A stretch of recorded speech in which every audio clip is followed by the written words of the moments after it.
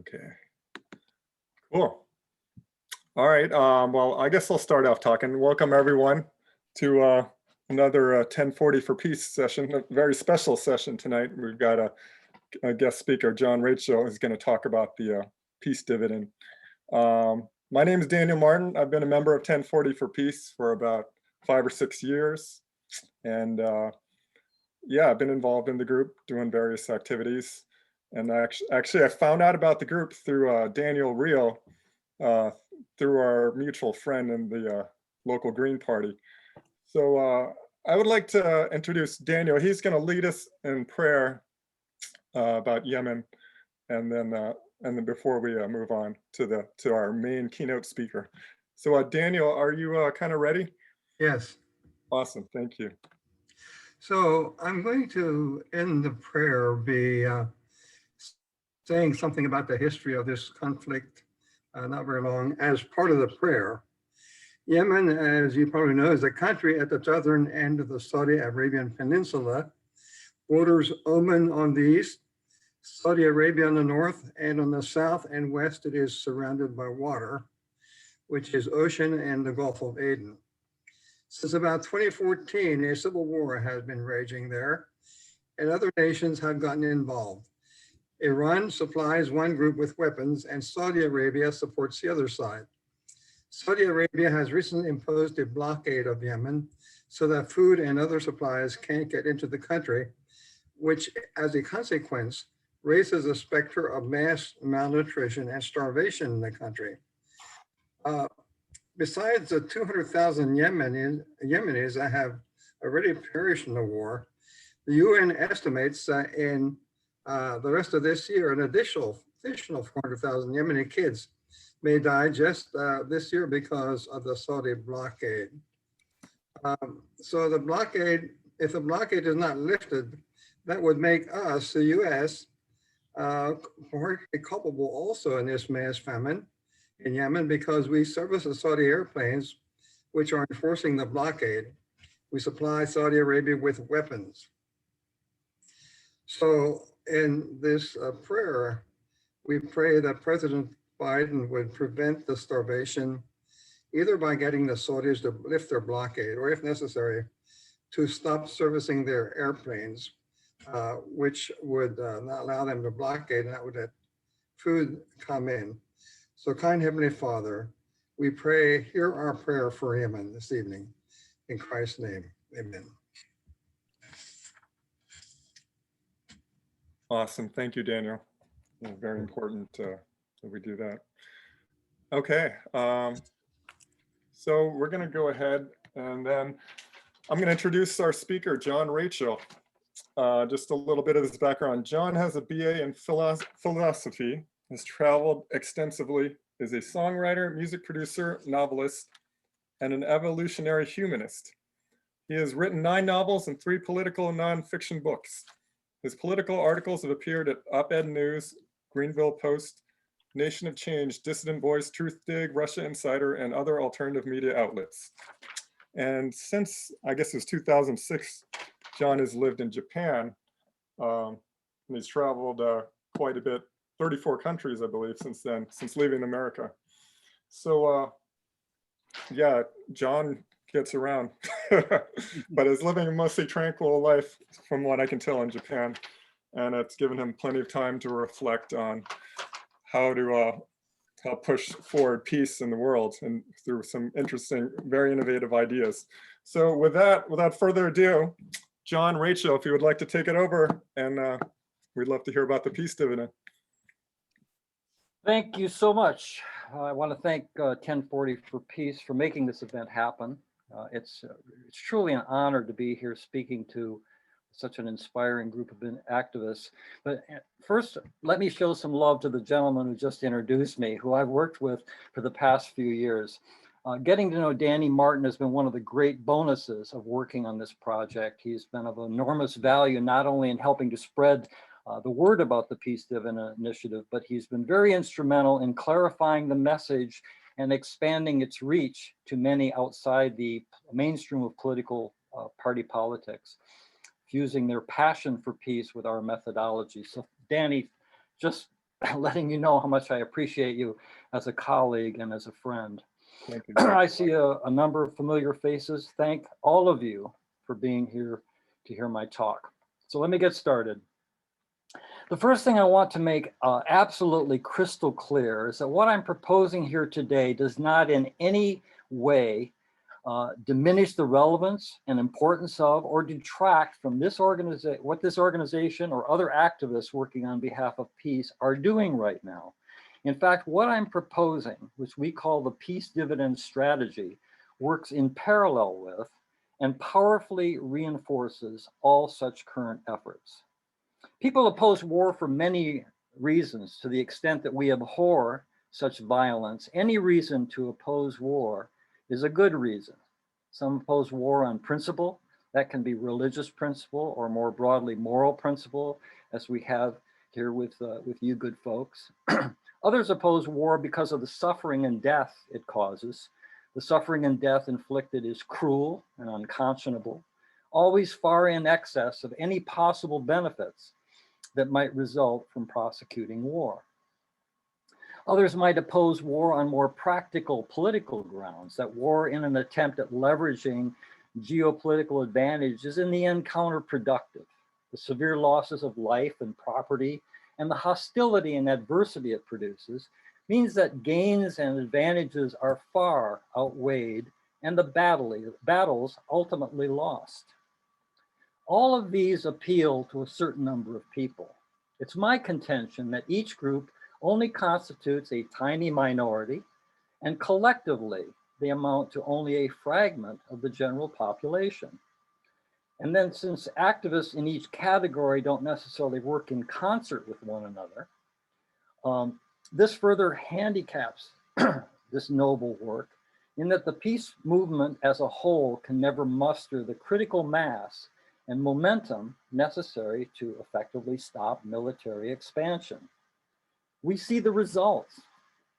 Despite the best efforts of many dedicated, inspired activists, the war machine itself is gaining more prominence in our lives and a more ominous presence on the international stage. We here all recognize that this is a recipe for disaster and possible annihilation of the human species. At home in America, I'm in Japan, but America is still my home, an unrecognizable version of America is emerging. Democracy is a hollow shell of itself, and we are becoming more of a police state each passing day. On the international front, the zones of confrontation and conflict are qualitatively and even quantitatively increasing. What were unnecessary and often self-defeating clashes in more regional theaters are now evolving into an epic confrontation of nuclear powers, competition for primacy and world rule. That's a fallacy, but one that is dangerously embraced by everyone in charge of our foreign policy, which directs us to the crux of the matter. Yes, there is international competition. There always has been and always will be, but it is only the US which has made its central and stated goal dominion over the entire planet, the subjugation of every other nation, and the defeat and crippling of what it has determined are its main rivals, China and Russia, and removal by force of any obstacles to its rightful place as the ruling authority over all others. It calls this full spectrum domination. This is official policy of the US. This must be stopped. As I know you folks here all are doing your part, doing what you see fit to challenge the endless aggression, the expanding military footprint, and the projection of military power across the globe. One thing that you folks here at 1040 for Peace definitely got right, and that is what could be absolutely decisive, what will be key to stopping the juggernaut of DoD expansion. The money. Yes, the purse strings. Withhold the money, starve the beast, no money for war. No war. No money to support a bloated military. The military will shrink down to reasonable size. The peace dividend strategy takes this very principle and extends it, expands it to enlist the support of potentially 150 to 200 million US citizens who, if they knew the truth, would, like you, put a stop to this madness. So let's talk frankly about the American public. Let's be honest about where things stand. Most Americans don't spend much time thinking about any of this. We're in a very, very tiny select group. They get what they get from mainstream media. The pundits and good on the eyes talking heads feed them a stream of propaganda, distortions, outright lies, patriotic slogans, good guy, bad guy narratives, slander of other world leaders, and of course, vilification of this week's Hitler. Most people are not just in the dark, they are immersed in a false reality. Support our troops has become a mantra of a public nodding in agreement to every misadventure, every illegal regime change, confrontation of Russia and China on their own borders, and driving the world closer and closer to a major war and possible nuclear annihilation. I said, if people knew the truth, they'd oppose our military insanity, our bullying of other countries, the wholesale slaughter of innocent people for all of the wrong reasons. The challenge for us as peace activists then, obviously, is to get the truth to them.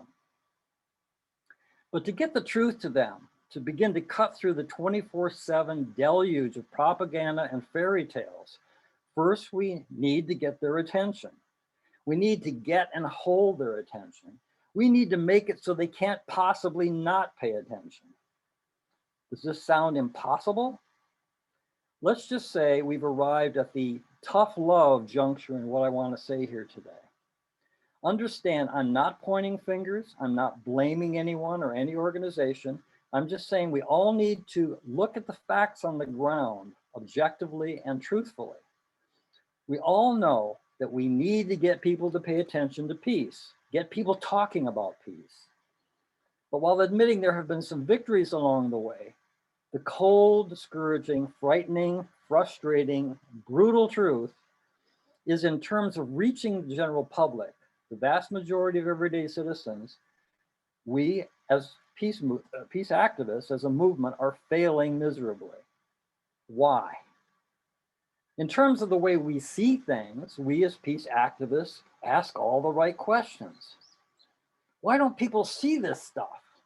Why don't they see the suffering we're causing in Syria? Why don't they see the cholera epidemic we're complicit with in Yemen, as alluding to the prayer that opened this meeting?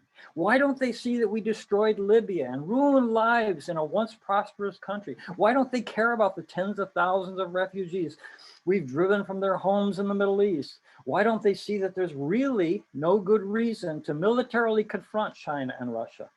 Why don't they see that we're putting the entire human race at risk for a nuclear war? What's wrong with people? Why don't they care?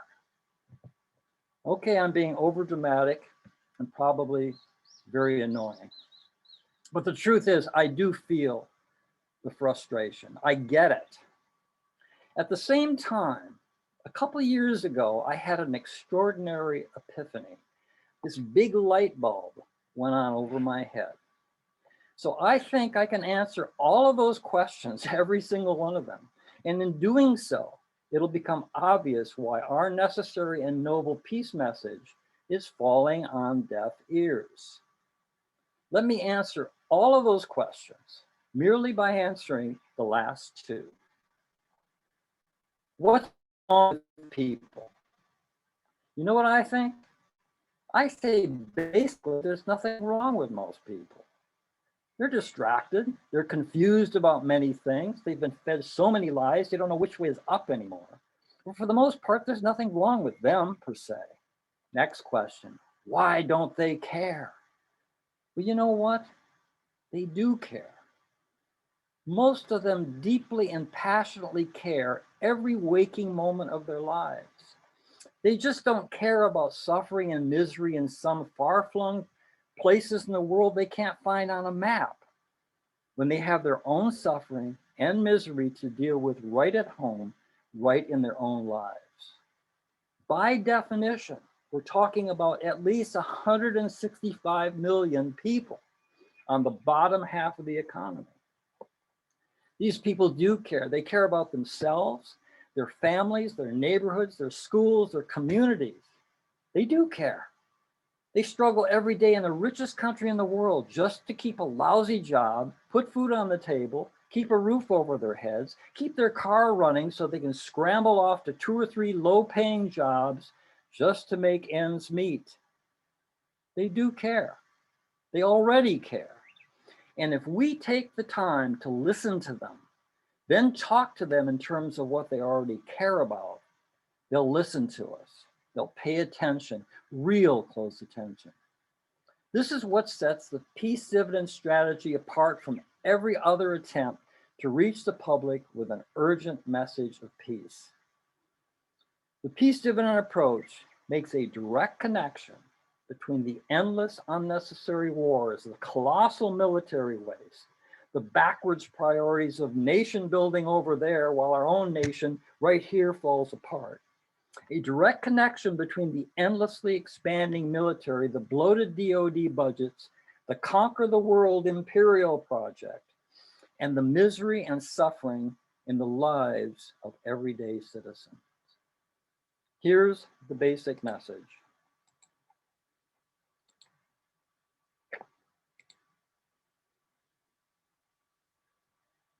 Can everybody see that? War is making us poor.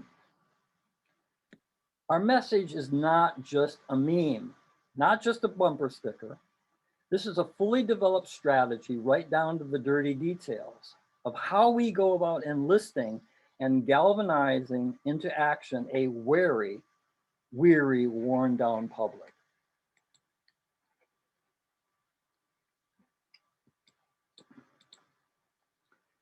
Please don't think for a moment that this is some PR campaign, just another fairy tale. The entire strategy is built around facts, the hard, brutal truth about the most colossal abuse of power, the most monumental abuse of public trust in history, the most gargantuan waste of taxpayer dollars still going on right before our eyes.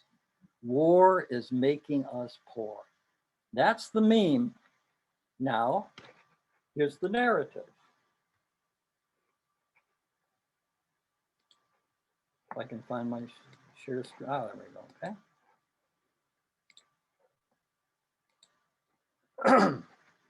In 1992, the United States, in fact, the whole world was presented with a historic opportunity. The kind of opportunity that comes along, if we're lucky, maybe once every 50 or 100 years.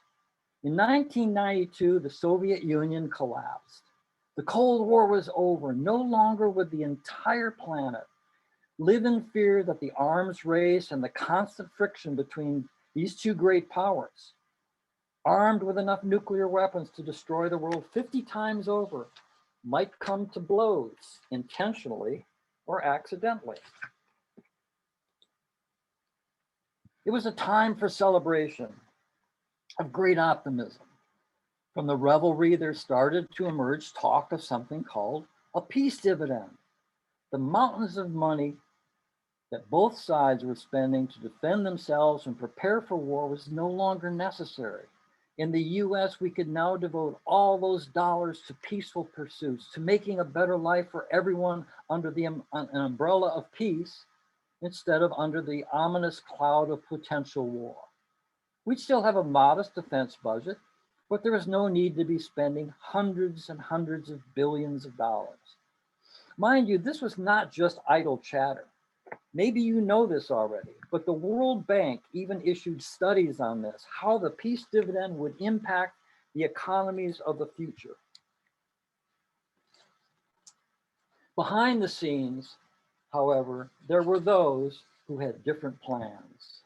Thus, over the 28 years since 1992, instead of defense budgets going down, 20 of 28 defense budgets substantially increased. Many of them exploded, so that now we have defense budgets twice what they were in 1992.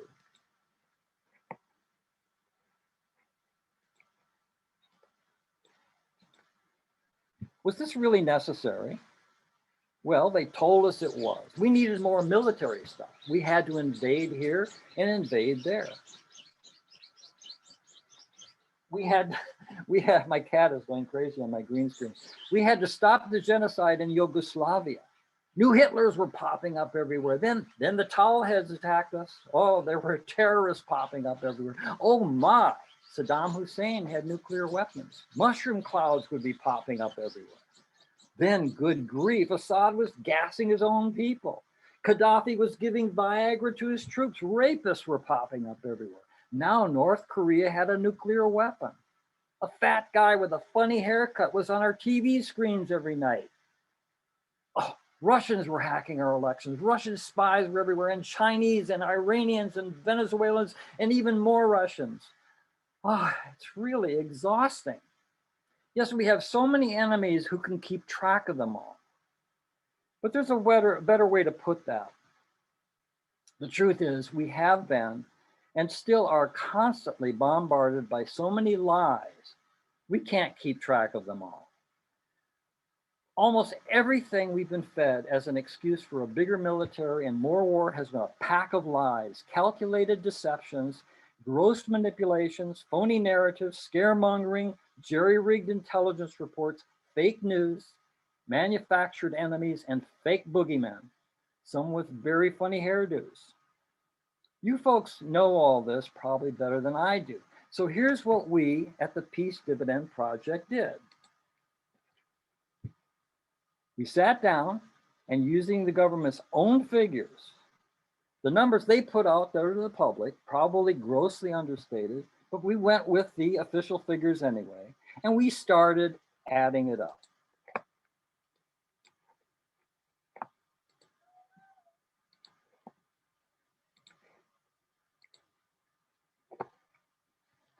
First, there's the largest component. The accumulation of all the defense budgets that exceeded 1992's $380 billion basic budget. That comes to over $3.7 trillion. Then there's the funding of the wars against Afghanistan and Iraq. We know that this figure is way under what was really spent, but it allegedly comes to around $1.6 trillion. Other wars, and there were lots of them, notably Syria and Libya, almost $100 billion. Upgrading our nuclear weapons, which as we speak is getting even more funding, $17 billion. Close as we could estimate it, excess of NSA, CIA, special ops black budgeting, $293 billion. The colossal waste going on over the phony domestic war on terror, $186 billion.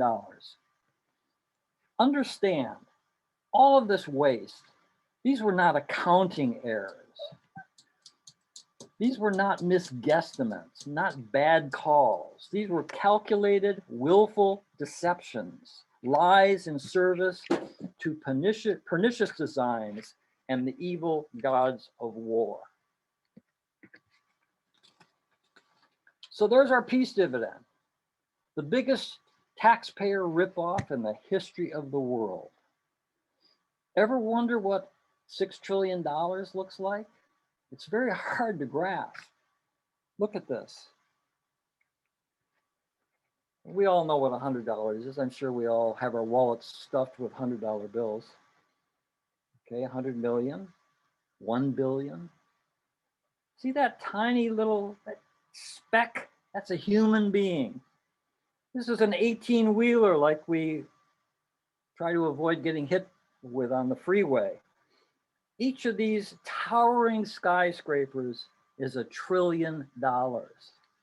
That's what this is what $6 trillion looks like. It's like 6 World Trade Centers.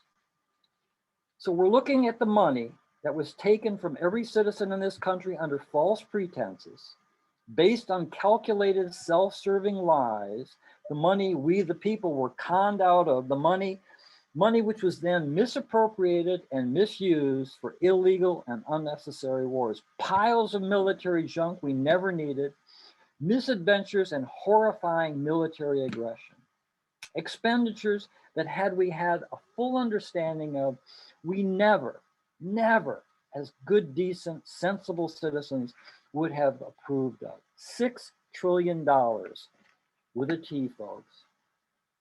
Those skyscrapers, pallets of $100 bills, that's the peace dividend that never arrived. Well, it's arriving now. It's arriving because we're going to make it arrive. No negotiation, no compromise, no equivocation, no fear. Our peace dividend is way overdue.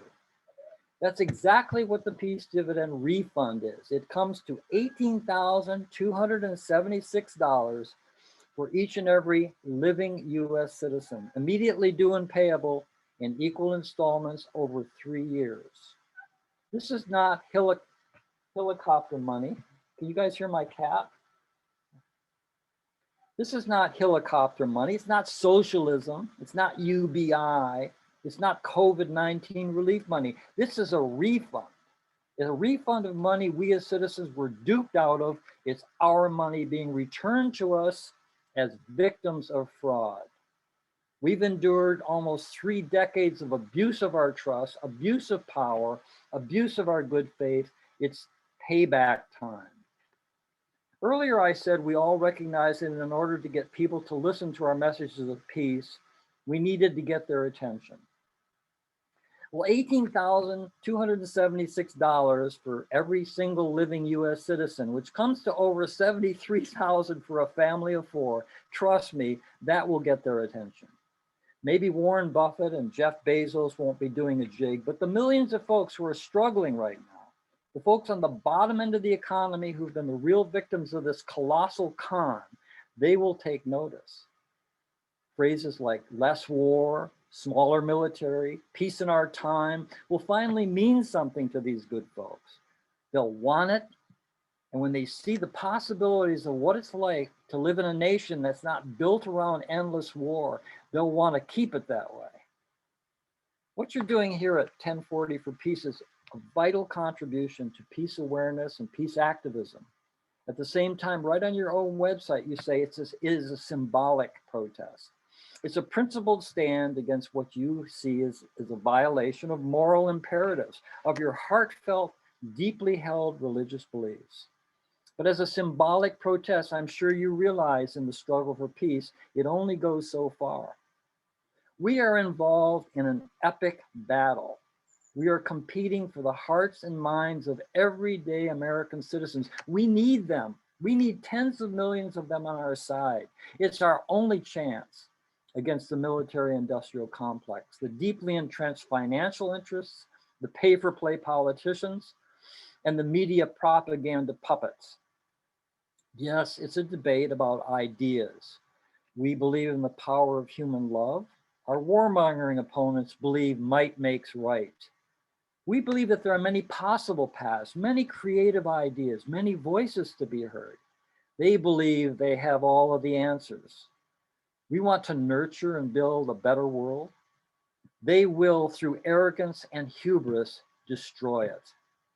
At the same time, we must constantly remind ourselves this is not just a debate, it's an epic power struggle. The challenge is clear. They have the power, we don't. And let's not fool ourselves. The might makes right people have never and won't ever listen to the love is the answer people, period. We know that because we see it right now. Our current leaders are not listening to us. The only language they understand is power. The only way they'll even consider hearing what we have to say is under the threat of them losing their power, which is why we need 100 million people on board. It's the overwhelming strength of overwhelming numbers. Then the might makes right purveyors of war and promoters of world empire might start to listen. But if they still don't get the message, they'll be sent packing. We, the people, will send them packing. That, good people, is the essence of the peace dividend strategy. That is why we must, and why we fully intend to unite tens of millions of Americans behind a few simple propositions. We deserve better. Enough is enough. We're not going to take it anymore. War is making us poor. It's time for a whole new plan. It's time for real peace on this blood-drenched planet. We owe it to ourselves and we owe it to our children. Thank you so much for listening. I'm looking forward now to hearing what you good folks have to say and to take your questions.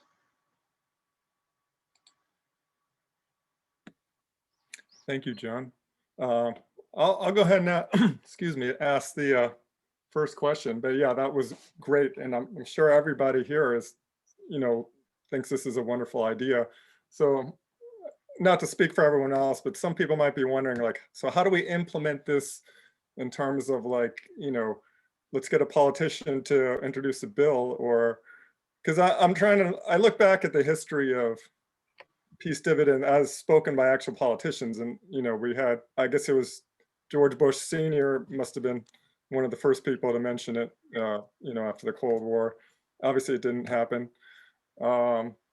You and I have talked about how for a while during the 2020 primaries, we saw in the Twitterverse, Tulsi Gabbard was actually tweeting hashtag Peace Dividend, but then nothing happened about it, and she never mentioned it in the debates. So, it's interesting. So, what can we do to get it out there so that, the politicians are listening to us? I guess that'll be the question. Well, in the first place, the Peace Dividend talk was just talk back in the 90s, apparently. I think it was I don't know if it was intentionally put out there to throw us off, or if there were people that were serious about it, but it was never ever formulated in any kind of concrete policy and so forth. So what I'm proposing is looking for power leverage at all possible levels. The main thrust of the Peace Dividend movement is to create legitimate choice at the polls, where somebody can actually go into their polling station and vote for a peace candidate.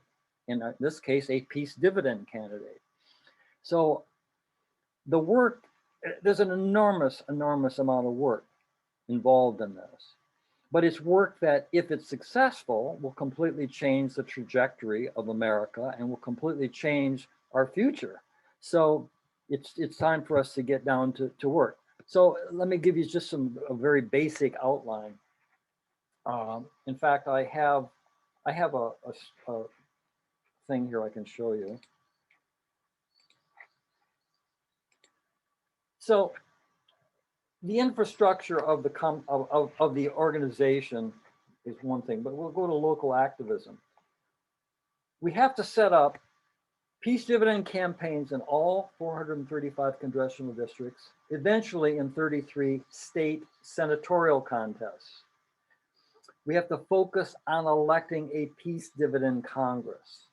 And that begins in each district. This is all grassroots local stuff, identifying an electable Peace Dividend candidate. That candidate will then sign what's called the Peace Dividend Candidate Contract, which guarantees when he goes into office, he or she will introduce and support and promote legislation to implement the Peace Dividend refund program. This is the guarantee that a Peace Dividend candidate will give to his or her future constituents to go in and get this job done. Within each district, we have to create grassroots campaign organizations, set up events, debates, rallies, demos, invite guest speakers, media rock stars, whatever. We have to bring attention to this. This has to become a buzzword. We have to, and that can be done through a lot of things, op-eds, letters to the editors, whatever. But this has to be organized from the ground up, and we have to be relentless and repetitive. War is making us poor. We want our money back. When people say, what are you talking about? Are you against our troops? No, we're not against our troops. We're against sending our troops into slaughter. We're against wasting all your money on a military and on an imperial project that none of us ever voted for. And then this hopefully opens the door. Hopefully the idea that they are actually owed a refund from the government for money that was inappropriately confiscated from them, will grab their attention, and then we start explaining the whole program. So there's a lot of ways that this takes place. Danny and I came up with something I thought was pretty interesting. If I can find it.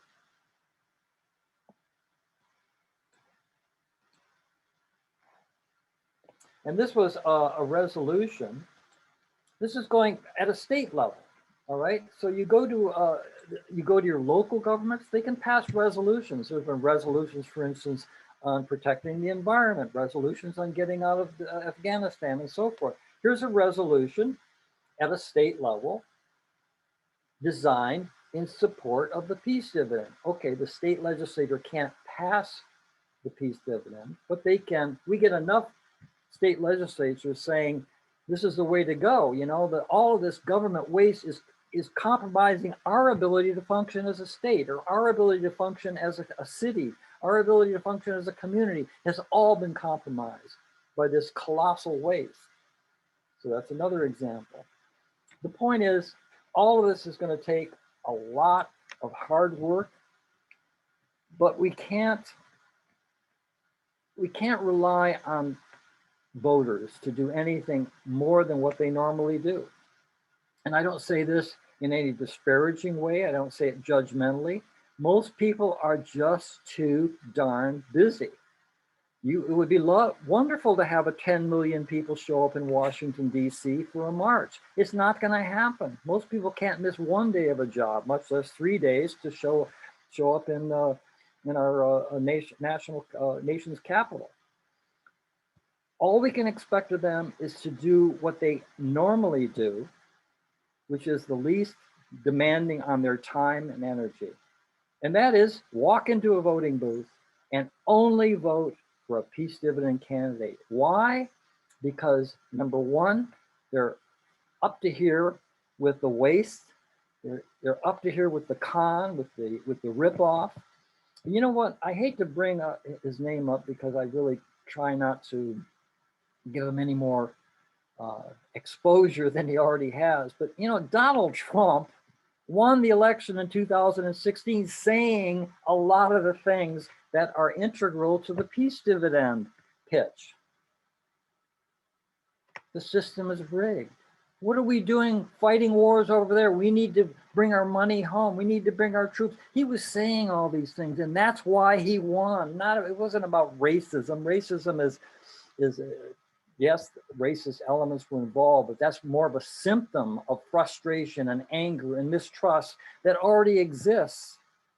Selling the peace dividend to the public, I think, is a much easier sell than people realize, because they already know they're getting screwed by the system. They already know that the rich have it made. They know they have no voice.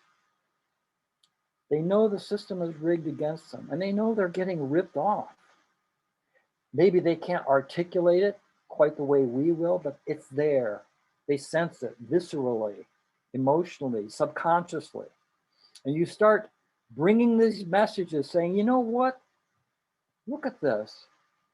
$400 billion that could have completely changed, renewed your community, wasted on this program. Look at this F-135, the biggest boondoggle in the history of military. You know how much this plane costs? There's your school that fell apart. There's your city hall. There's the community center you couldn't afford to build. You take it right to them. And you explain to them the reason why when they open their wallets, do moths still fly out of wallets? They used to in the cartoons. Why you don't have any money is the government took it and it went up in smoke with a bunch of insanity. And you have to talk direct, you have to be blunt, and you have to call out the liars for what they are. They're lying to you, folks. It's going to be tough because I see polls now. I see polls that the hostility and suspicion of China and Russia are at an all-time high because of the propaganda. So we're going to be fighting. And that's why we have to be relentless about this. But it all starts locally. It starts within each community and within each district. So I carried on a bit there, but. Thank you. It was a good answer.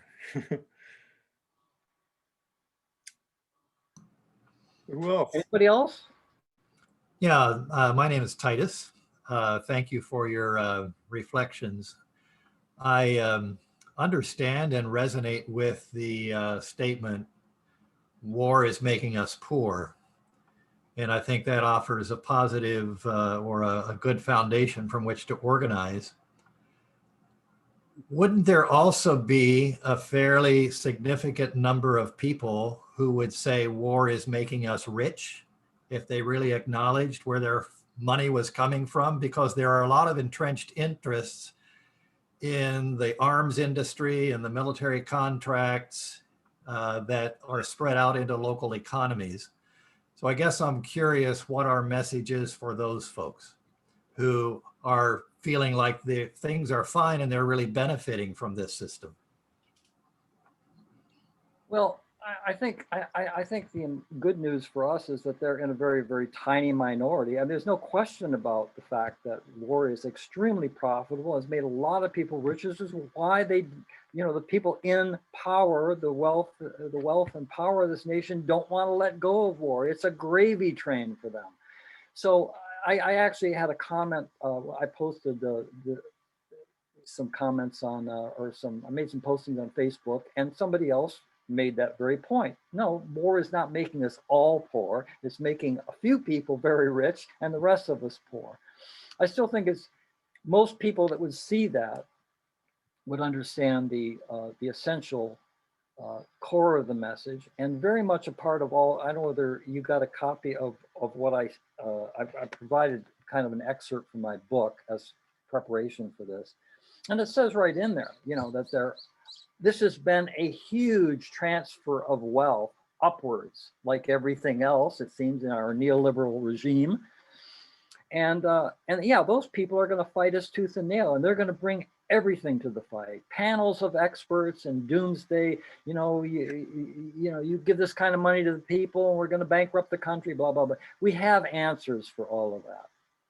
And it's all we can say to the people that have made a lot of money from it is, well, we're happy for you, but it's payback time. It's time for us to get our money back because it didn't go for a legitimate purposes.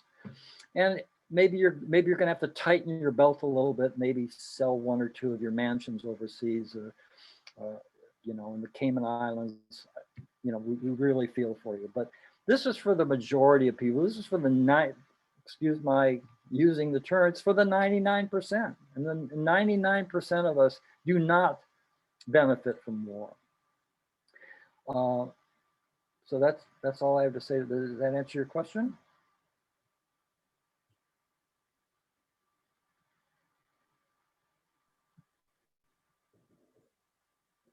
Looks like Randa has a question. Go, Ron. I want to follow up from the last question, and I anticipate the answer, but I still want to hear it. Is what about those folks that maybe don't profit from war, but actually be enlisted to be in the military is a path to education, a path to healthcare, pensions, all the things that have disappeared in this country, and really only the military or the DoD still offers this kind of benefits in life. What do you say to them?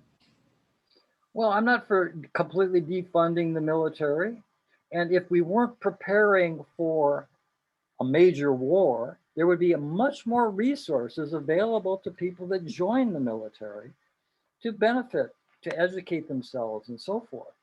The truth of the matter is, so let me get into something I wasn't sure if I should get into or not, but the distinction, the asymmetry that exists, and why so much of for example, veterans are always complaining about how they're getting the short end of the stick. These are people that have gone out and in the battlefield, fought for their country, and they come back and they get treated abysmally, right? Where is all the money? We seem to have so much money devoted to the military. Why can't we take care of our retired military people? An example of what you're talking about. So let me just get into something. I wasn't sure I wanted to explore this, but let me just get into it. Asymmetry. We all know what asymmetric warfare is, right? But within kinetic warfare itself, there's a profound asymmetry, which directly applies to what we're talking about and why so much of the money that could be available for better pay for our troops, better benefits, educational opportunities, taking care of our vets and so forth, why it's not there. The difference there's a difference within kinetic warfare, which is bombs, boats, planes, and missiles. And the difference is between offensive war and defensive war. So let's be clear about something. Defending one's own nation is much easier and less expensive than attacking another nation. Because first of all, the positioning of military assets is at the outset the opposite. And that is, then what is used and how the enemy is engaged is dramatically different. So you've heard this question over and over. Why is it that the US spends more on military than the next 9 countries combined? Why is it the combined defense budget of the US and NATO, which in 2020 came in to over $1 trillion, is 4 times the combined defense budgets of China and Russia, 4 times as big? Yet we still hear, and recently even louder than ever, the harangue from generals and other military planners. We need more equipment, more deployment, more bombs, more ships, more money. And central to the latest DOD money grab is this statement coming, by the way, from both the Army and the Navy. We can't win a war with either Russia or China. Wait, we can't win a war with Russia and China? Yes, that's true. But you know what else is true? They can't win a war with us. Maybe I'm simple-minded, but this sounds to me like a cause for celebration in some twisted 21st century way. This is a recipe for peace. None of the major powers would dare start a war since they know up front they'd lose. Yay, break out the champagne. So that begs the question, why are military planners crying the blues, getting all weepy and saying we're in trouble? We can't win. Because here's another example of the grotesque deceptions we're subjected to. This one is a classic case of lying by omission. What did they leave out? What they left out is we can't win a war of aggression against Russia. We can't win a war of aggression against China. We can't attack them on their own soil, in their own sphere of influence, on their seas, in their skies, and defeat them. And this highlights exactly what's wrong with our foreign policy, our military planning, and our conquer the world mentality, the whole mess. And it makes completely clear why our DOD budgets are and will always be increasing, why our bloated expenditures on policing and bringing the rest of the world to its knees are completely insane.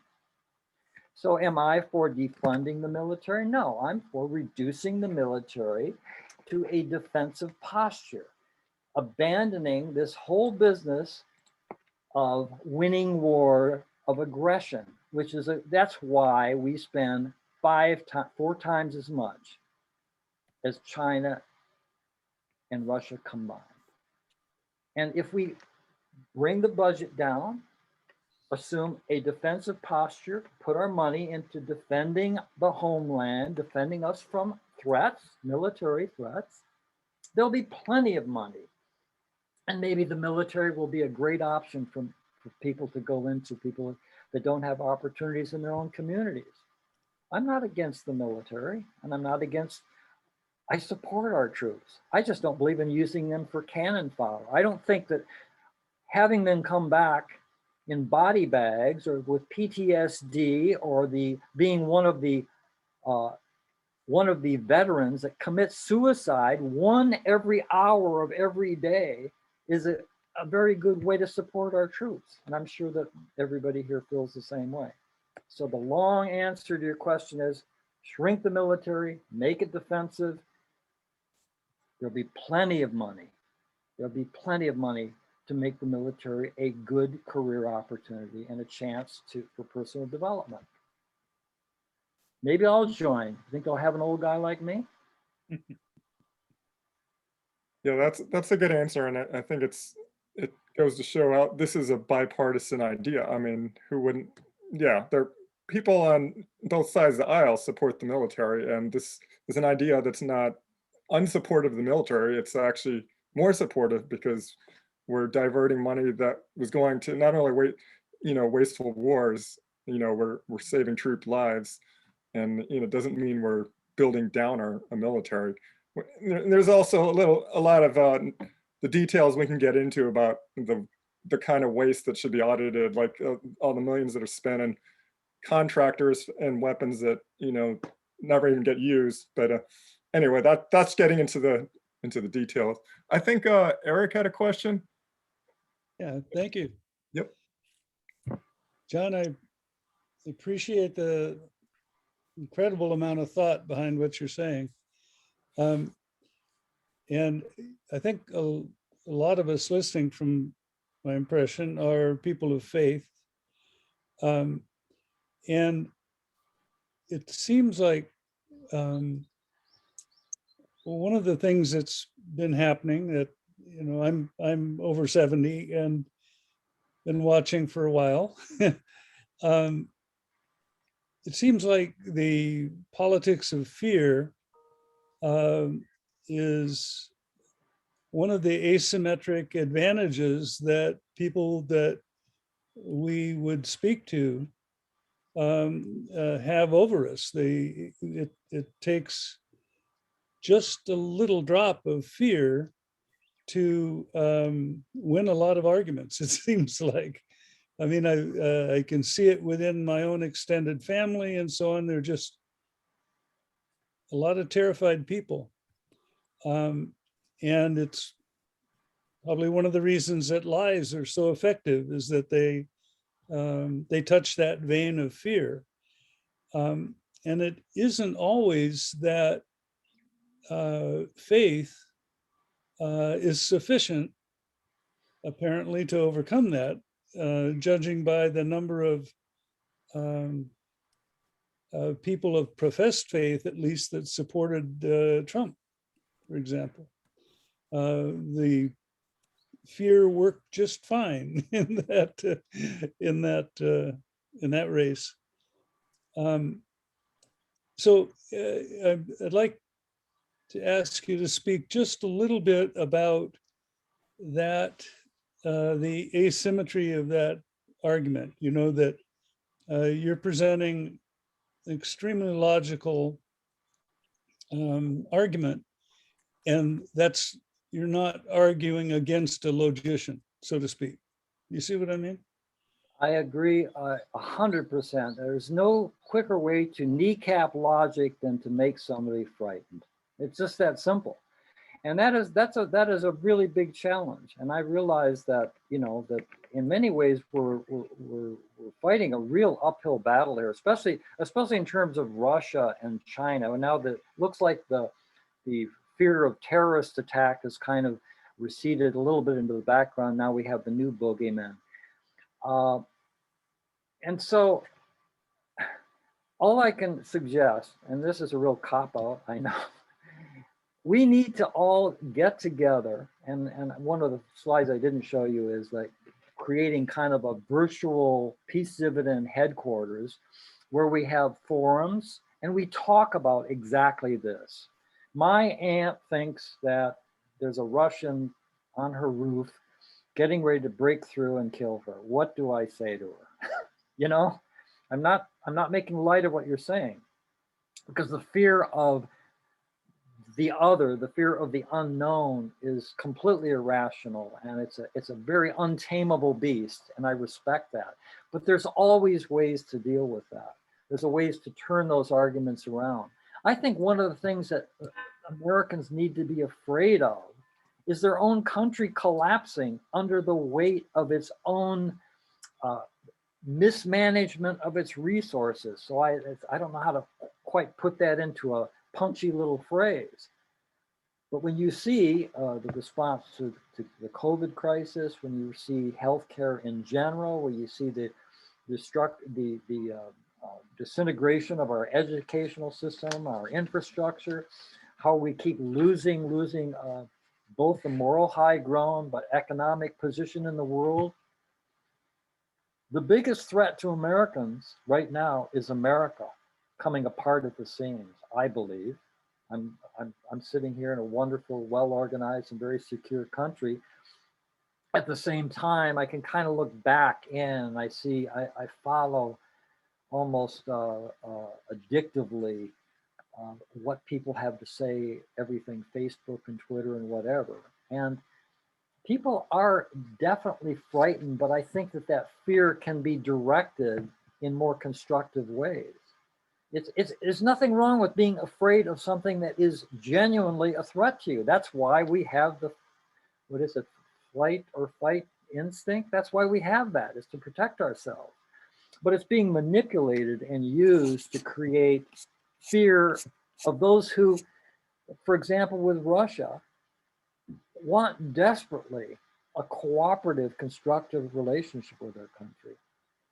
So I don't know, like I say, we need to brainstorm, we need to confront this irrationality case by case and try to come up maybe with some templates for dealing with that. So that's my avoid the answer. Sorry, did that help at all? No, look forward to the forum. Huh? I would look forward to that forum that you're talking about. I mean, I think it's a real, and I belong to a number of email groups and we're always exchanging ideas. How do I deal with this? How do I deal with that person? And some of it's just crazy. You just need to run the other way. But I think in many cases, we can talk to people, and you're right. It can't always be about logic. You have to satisfy people emotionally and spiritually, as well as intellectually. And that's the only way that, they'll become an ally in your way of thinking. I know the question wasn't asked towards me, but my short answer would be to tell people to turn off the TV.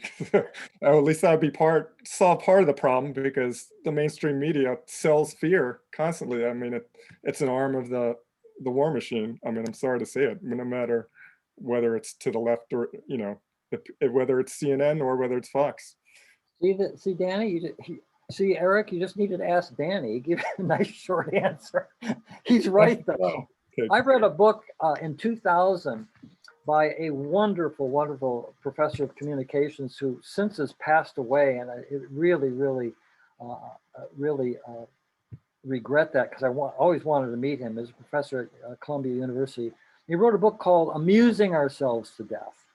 And it was about the nefarious effect of television, not just in what we think, but literally how television rewires our brains. And talk about fear, it so scared me, I turned off my TV, and I have not watched TV for 21 years, except I do watch TV here in Japan with my wife, but it's in Japanese. I have no idea what they're saying. So I think I escape at least some of the detrimental effects. You're right, Danny, thank you. But if we're gonna turn off our TVs, we have to give people an alternative. We have to give them something that is interesting and amusing. That's what that title, amusing. So everything is amusement now. Political campaigns are amusement. War is amusement. Everything is fun and games. It's all entertainment. And I think the only way to combat that is just being incredibly charming and funny people ourselves. So people will turn off their TV and they'll want a Zoom session with you because it's so darn much fun. How's that? It's not this, John, you wrote your book 5 years ago. What have you seen transpire in that 5-year period in relationship to this peace dividend idea? I don't want to end on a negative note. Okay, so, I will say, I will give you a short, and I'm obviously a very verbose person. I'll try to be as short as possible. I have been rejected by every national and internationally famous peace activist and by every single peace group in America, except for 1040 for Peace. That's the answer. I don't know why. This would be so powerful, because peace activists right now, they're talking to other peace activists. It's just this wonderful little community, this wonderful group hug that we have, but it's an echo chamber. And if we're really going to have peace, we need to reach out to everyday people. So something like this, I thought would be just welcomed with joy, but it hasn't been. I don't know if they don't get it or if they think it's unsavory, the idea of giving money to people to pay attention to. I don't know. I have no idea. And I can't get any feedback. So if anybody can tell me, please do. Well, I'm John Stoner in Akron, Pennsylvania. You said that if I think it was 100 million people embrace this, things would happen, things would change. And that's undoubtedly true, but we talk that way here in 1040 for Peace. But we talk as if we had a couple thousand people who actually refused, or maybe it's 50,000 who did symbolic tax refusal, things would change. But that leaves the question, how do you get even that number? Everybody's ready to, if you need 100 people to do something, and virtually everybody believes that 100 people could do it, but how do you get the first 50? How do you get the first 25? Everybody's ready to be the 99th or the 100th person when they see where it's headed. But that's not the way movements happen historically, I think. And so we're stuck with old Will Rogers' answer to what shall we do about German subs in the North Atlantic? He said, boil the ocean, which of course would have solved the problem, but it was hard to boil the ocean. And it's hard to get the 100,000 or million. And so it is sort of a challenge of how to be winsome, I guess. I mean, I agree 100% with what you're saying, but I mean, let's look at recent history. Nobody knows what's going to take off, what's going to become viral, what's going to reach that tipping point. Nobody knows what that is. I've read a whole book on tipping points, and this, the one thing is it's like the most unpredictable thing in the world. Who would have predicted that OWS would have galvanized the entire world, not just America? Occupy Wall Street. Wall Street is in America. You would have thought it would have been a local phenomenon. No, it galvanized people across the world. There was something about that message that resonated. One thing that I've intentionally done here, or tried to do, is put the least amount of burden on the individual. So this is not to criticize 1040 for Peace or any other tax resistance, war resistance initiatives. That puts a burden on an individual citizen that most citizens are unwilling to accept. They're terrified of the IRS and the idea of going through any kind of a judicial hearings or whatever is just too much for them. So I've tried to narrow this down to one simple concept. We need peace in the world. If you want peace in the world, go in the voting booth and vote for a peace dividend candidate. Because all we need is 220 in the House, and we need 51 in the Senate, or 60. I don't know what the rules are now. That's all we need. Now, go ahead. John, how do you find a peace dividend candidate? we've got some promising candidates coming up for the 22 election, the 24 election. Do we hand them a sheet of paper? I see some of your other things that you've written, and I'm very appreciative of them. But do we go to like a John Fetterman, who is the current lieutenant governor here in Pennsylvania, and say, "Here, John, sign this. And if you don't, I'm not voting for you." Is it that simple, or is it that hard, or how do we proceed? I think you're right. You need to sit down with these people. You need to have enough leverage as an organization to be able to demand a meeting. And you have to also, so this is like a chicken and egg thing. If we already had the reputation across the country, oh my God, there's the Peace Dividend refund thing. Oh, it's going crazy. You would easily get that meeting. When you finally get enough of those meetings, then you create the massive awareness. So yeah, it's a difficult process, but I don't recommend handing anybody anything or emailing them. I won't name names, but there's certain people that everyone here knows. And I have emailed and messaged over 100 times and never gotten a single reply. These are people that everybody knows. They're the rock stars of peace. So you can't, people don't take the time to read. They scan it. And by the way, interestingly enough, Danny brought this up.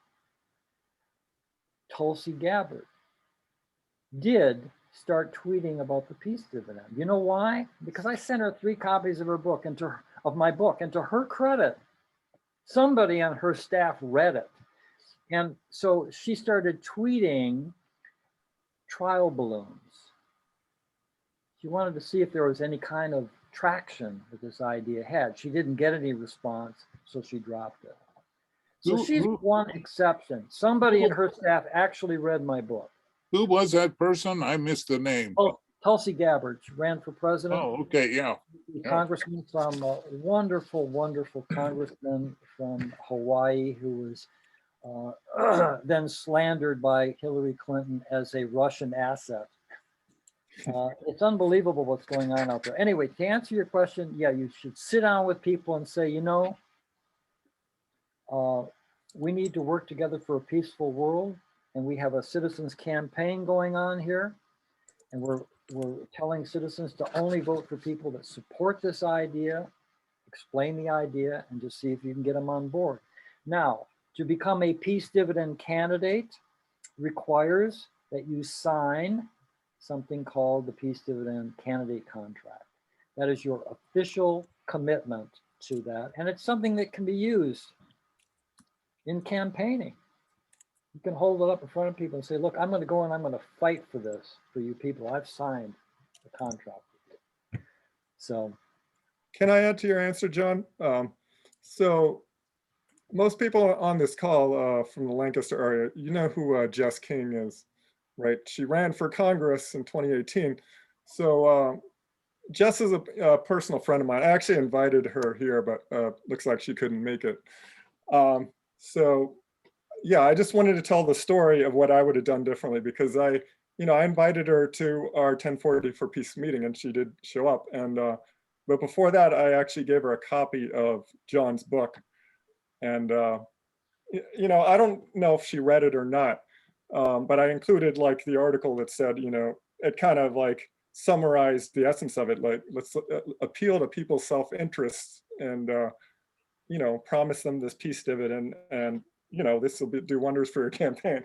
But so I gave her the book, and I never heard anything back from her about it after that. And I didn't actually, I think I followed up with her staff, like an email, hey, did she read this? But I never heard back.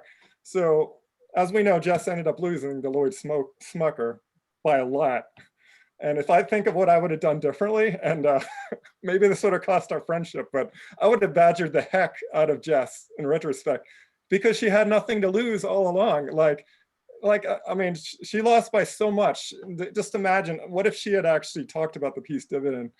What if she promised all those Republican voters out there, hey, look, you're going to get a check in the mail if you vote for me, because this is what I'm proposing. that could have not only swayed the election, it could have made a national, kind of set the ball in motion on a national level, you know, for more peace dividend candidates. I mean, it would have been revolutionary, you know. So in retrospect, that's what I would have done. And I recommend any of you, if you ever have a chance to influence a candidate who's running for Congress or some other national position, don't hesitate to do that. I mean, maybe they'll never talk to you again if you badger them, but I mean, it's worth it, right? So anyway, that's my story. We have a lot at stake here. You know, basically, I'm doing this because I'm looking for people that believe in this as passionately as I do. Or I'm looking for someone to say, here's why you're completely out of your mind. And if you keep talking like this, we're going to have you put away. One or the other. I don't care. There's nothing in between. I believe this could work. And another thing I'm doing, and I almost hesitate to mention this, I'm trying to get a full-length feature documentary made.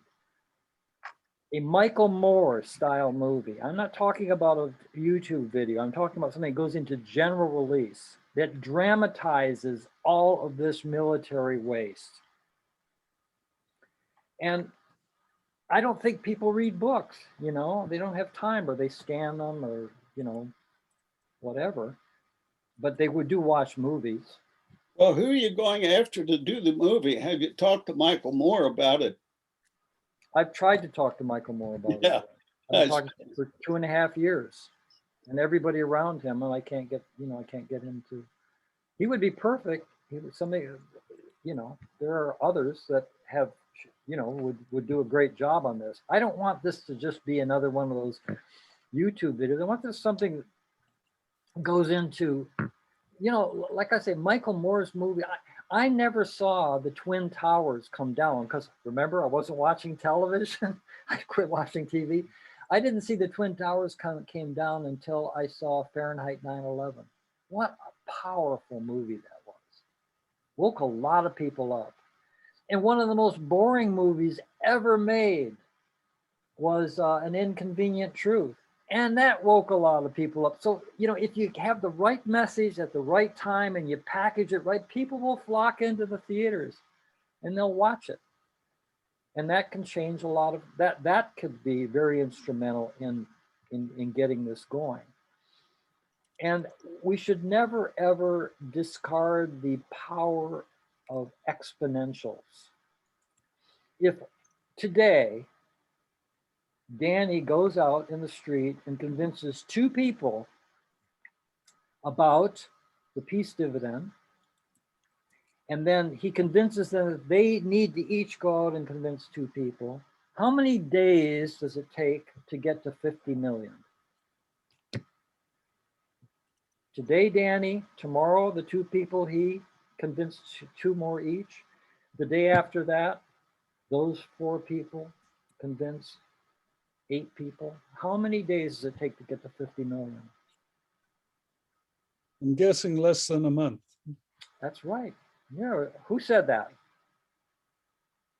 I was going to say Erik, 30 you seconds. are a mathematical genius. I think it's 28 days or 27. Gets to 67 million. That's how exponential. So word of mouth. If you get the right idea out there, and people say, you know, I learned about something absolutely amazing today. You have to hear this. You got to go tell people about it. It can spread. So let's not surrender to defeat until we're all defeated and living together in Guantanamo. That was a joke, guys. Sorry. I think we can do this. Yes, Erik. Well,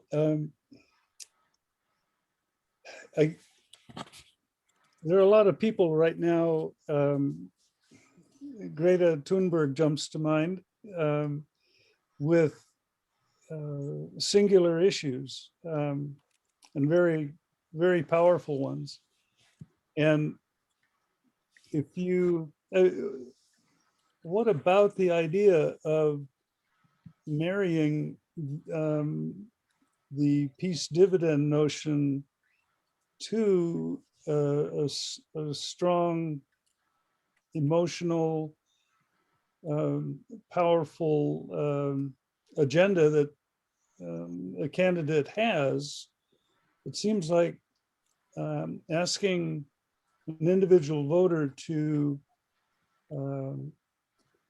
choose between some of these key issues in the world right now. If you have a peace candidate who is maybe not too strong in the environmental area or the civil rights area or some others, that's a big ask. And yet, if you were combined with an agenda that already has a lot of pull and a lot of importance, the risk, I suppose, is that you alienate another portion of the population and so on. But it seems like a worthy hurdle, to ask the voter to jump. I mean, you're dead center on the money, absolutely on this. And that's number one. Most people are concerned about money. Most people are concerned about survival. And that's why the Peace Dividend was designed the way it was. It's a shot in the arm for individuals, for the economy and so forth. But the idea of coupling is very, very, very good. I did, believe it or not, I did this at 5:30 this morning. I threw together, I thought somebody would say, why don't the current peace movements embrace this? So I threw together this idea of coupling specific activism. For example, Yemen. Stop punishing Yemen. Stop punishing us with war lies. We want our money back. Close the bases. End the war in Syria. Take these specific issues that the peace movement is working on and link them to the Peace Dividend refund. I think that is it's such an obvious idea, and that's why I said I to this day don't understand why the current peace activists don't gravitate to this idea, because it incredibly expands the reach of their own message by coupling the idea that citizens deserve this enormous refund of money that was misappropriated, literally stolen from them for illegal wars. Coupling that with very specific issues seems to be like a no-brainer. And your idea of course, war is, and the war machine, the biggest institutional polluter in the world is the US military. Of course it has an environmental impact. So joining those two makes sense.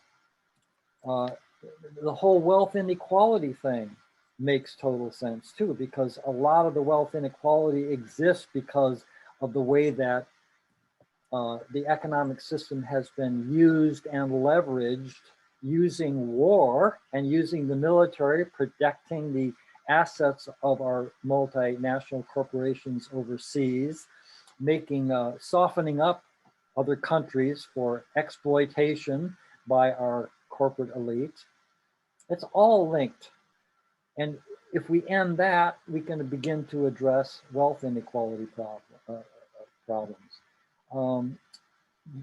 The problem I see is that there are a lot of conservatives I'd like to have on board who might take issue with some of the adjustments that will need to be made in order to inaugurate the whole Peace Dividend refund. But that's something, actually Danny is doing some wonderful work on that with some libertarians in the area who are more receptive. What, am I right? More receptive than the Republicans, more receptive than the Democrats are.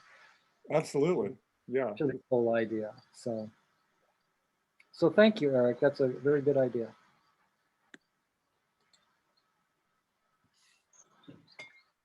Well, We're coming up on an hour and a half. My voice is going.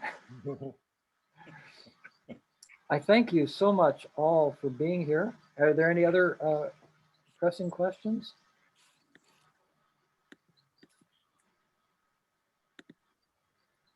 John Leehan, I love your hair. Oh my God, I love your hair.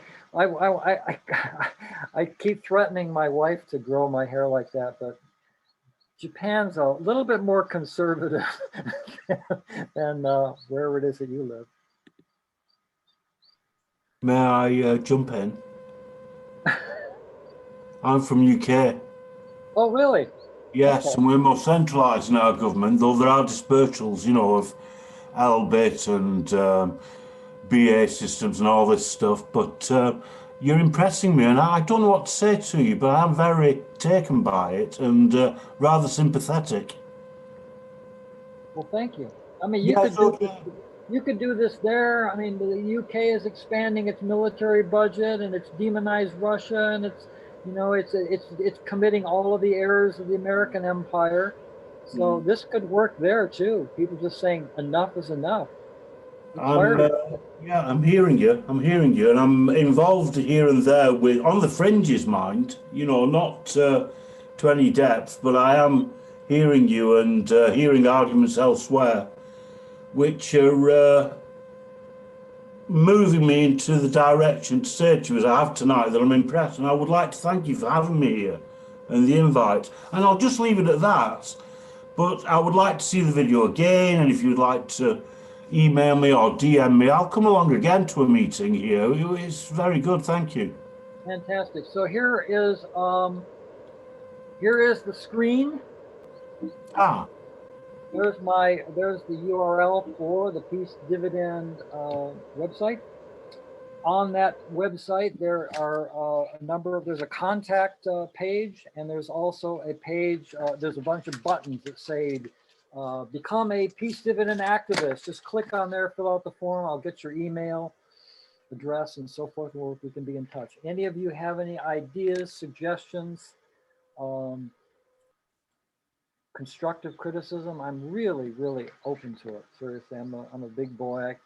You if you think I'm doing something wrong or could make improvements, let me know. Well, thank you, John. Wonderful presentation.